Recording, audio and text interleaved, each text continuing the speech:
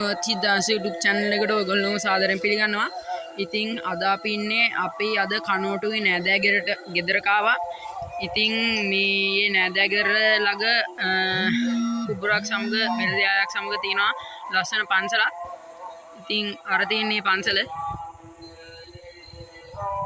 ඉතින් අද මේ පන්සලේ බණ මොකද අද නවම් පොය දිනේ නිසා චූටි කන්දක් පේනවා. ඉතින් මම දැන් එතනට යන්නයි යන්නේ. මේ කුඹුරු කිරි වැදිලා තියෙන්නේ හොදට.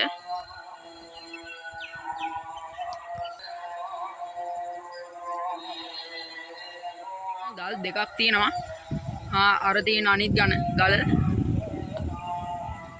දැන් මං ඉන්නේ ඒ අනිත් ගලේ ඉන්නේ. දැන් අපි අනිත් ගල උඩටත් යමු.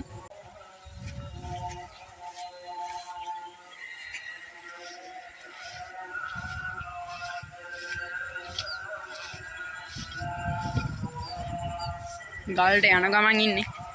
හරි දෙවෙනි ගල උඩට ආවා. වීඩියෝ එකකින් පෙන්වන්න ඕනුනේ මේ මෙතන මේ වෙල්ලා ඇති එක්කම තියෙන මේ ගලේ දර්ශනයයි. ඉතින් මෙතනින් මම මේ වීඩියෝ එක අවසන් කරනවා. මේ වීඩියෝ එකේ අවසානයේ මම මේ වෙලේ තියෙන ලස්සන ෆොටෝස් වගේක් දාන්නම්. එහෙනම් මම ආයෙමත් මේ වගේ වීඩියෝ එකකින් හම්බෙමු. මම අද යනවා. බයි.